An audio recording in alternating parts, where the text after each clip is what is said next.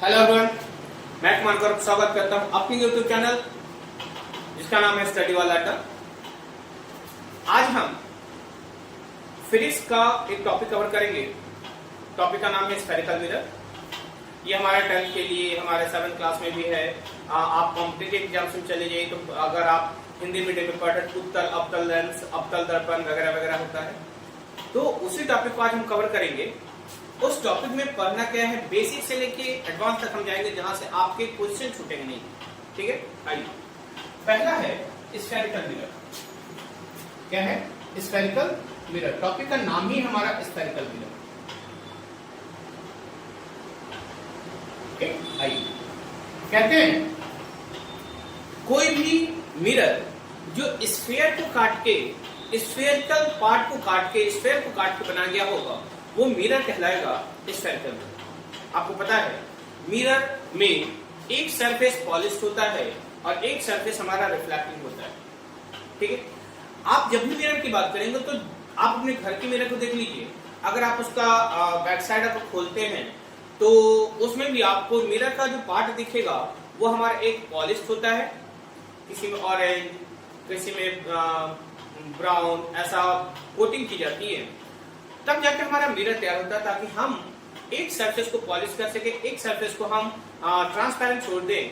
जहां पे जो ट्रांसपेरेंट है, जहां पे ग्लास का पार्ट है, वहां पे रिफ्लेक्शन आसानी से हो पाएगा। आप जब मिरर की बात करें तो हमारे पास मिरर डिफरेंट टाइप्स के हैं। Plane mirror, spherical mirror. Spherical mirror को फिर से बांटेंगे हम, concave mirror, convex mirror. Concave को फिर अलग अलग भाग में बांटते हैं, लेकिन हमारे लिए सबसे इंपॉर्टेंट है कि आपको जानना कितना है। ठीक है, इतना जानना है कि आपके क्वेश्चन आसानी से अटेम्प्ट हो जाए। ठीक है, आइए। नॉर्मली अगर देखिएगा तो ये हमारा एक स्फीयर है, इसका अपना एक सेंटर है। आप अगर इस सेंटर के अलोंग आप इसको काट रहे होंगे तो हमारे पास दो पार्ट बन रहा होगा, एक ये, दूसरा ये। जब इस पार्ट की बात करेंगे तो आप कहेंगे सर मिरर बना कहां? आपने अभी कहा है कि मिरर का मतलब है कि एक सरफेस पॉलिश होना चाहिए, एक सरफेस हमारा रिफ्लेक्टिव होना चाहिए। राइट, आइए। अब देखने वाली बात यह है कि आप जिसमें अगर इनसाइड की तरफ, अंदर की तरफ रिफ्लेक्टिंग नहीं पॉलिश बना दें, बाहर की तरफ हमारा रिफ्लेक्टिंग हो जाएगा। इस सरफेस को आप बोलेंगे पॉलिश सरफेस। कौन सा सरफेस बोलेंगे? Polish surface. जबकि इस सरफेस को आप बोलेंगे रिफ्लेक्टिंग सरफेस। कौन सा सरफेस? Reflecting surface. अगर यहां पे आ जाइए, ये सरफेस कहलाएगा हमारा पॉलिश सरफेस और ये सरफेस कहलाएगा हमारा रिफ्लेक्टिंग सरफेस। ये क्या है? Reflecting surface. और ये क्या कहलाएगा?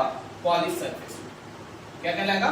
Polish surface. ये तो पता चल गया कि आपका कॉनकेव कौन है, आपका रिफ्लेक्टिंग सरफेस कौन है, आपका पॉलिश सरफेस कौन है। तो अगर हम बोले कि स्फेरिकल मिरर को हमने बांट दिया रिफ्लेक्टिंग सरफेस के आधार पे, देखिए भाई सीधी सी बात है ना, जब भी आप किसी चीज को बांटते हैं तो आधार बना के बांटते हैं, और इससे तो कोई नहीं लेने वाला भाई। जिंदगी में कुछ नहीं, आप कुछ भी बांट रहे हैं ना तो उसके लिए पीछे एक मकसद होता है कि हम किस मकसद को लेके बांट रहे हैं। ठीक है, आइए।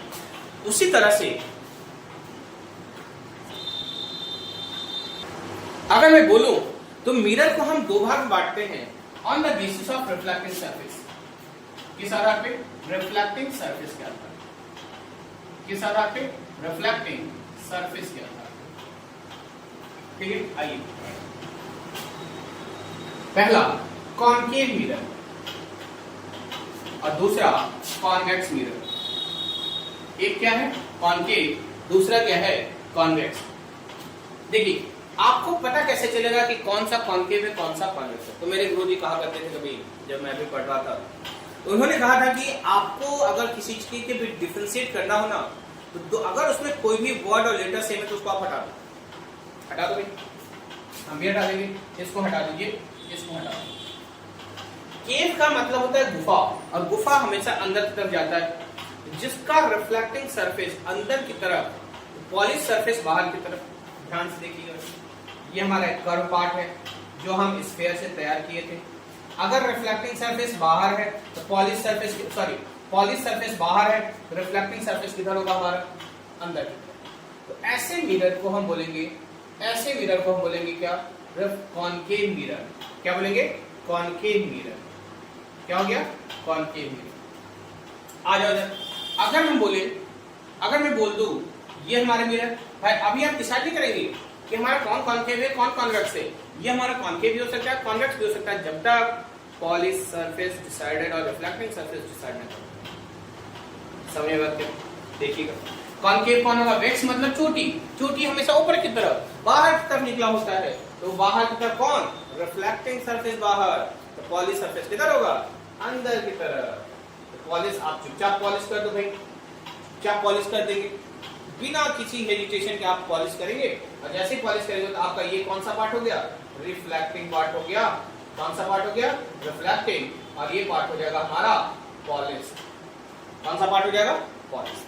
ठीक है, जैसे हम डिसाइड करेंगे तो हमारे पास कुछ टर्म्स है स्फेरिकल मिरर के, कुछ टर्म्स है, कैसे पता चलेंगे, ध्यान से देखिए।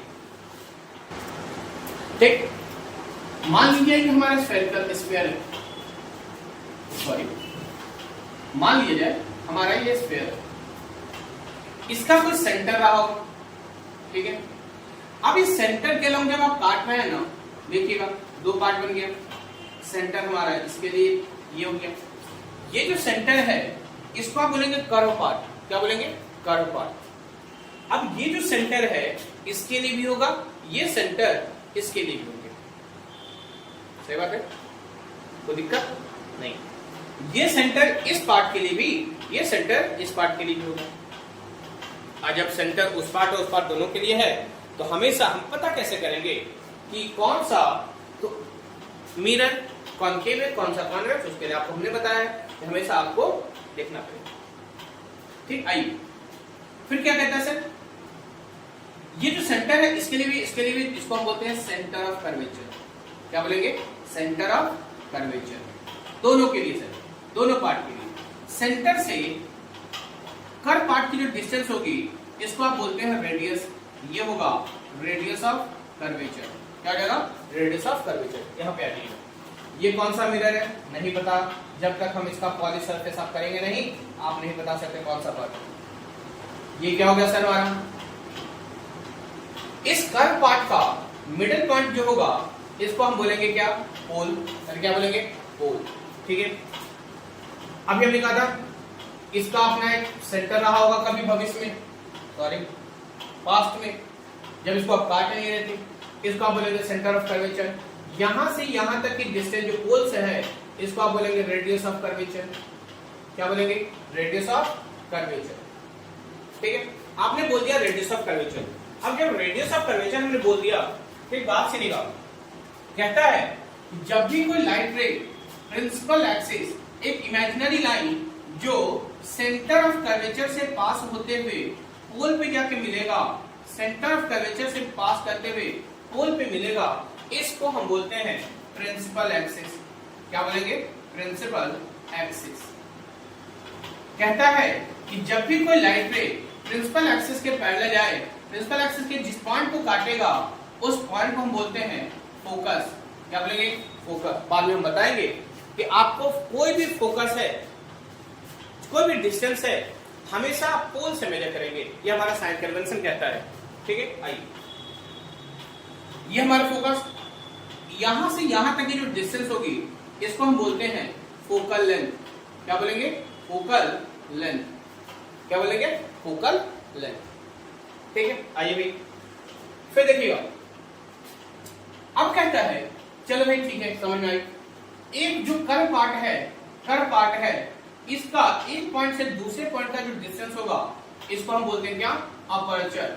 क्या बोलेंगे, अपर्चर कहा जाता है। क्वेश्चन भी कभी सीबीएसई वाला दे दिया था कि अब जब किसी स्फेरिकल मिरर का अपर्चर हम बहुत ज्यादा बढ़ा दें तो क्या कहलाएगा, क्या हो जाएगा।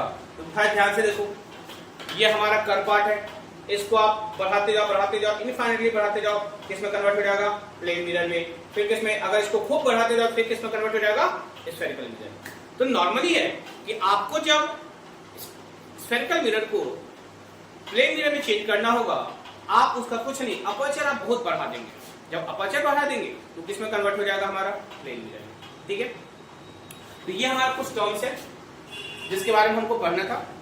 और इसके बाद हम इसी के आगे इमेज फॉर्मेशन की बात करेंगे, उससे पहले हम रूल्स ऑफ इमेज फॉर्मेशन जानेंगे। ठीक है, तो आज के लिए इतना ही। ठीक है, थैंक यू।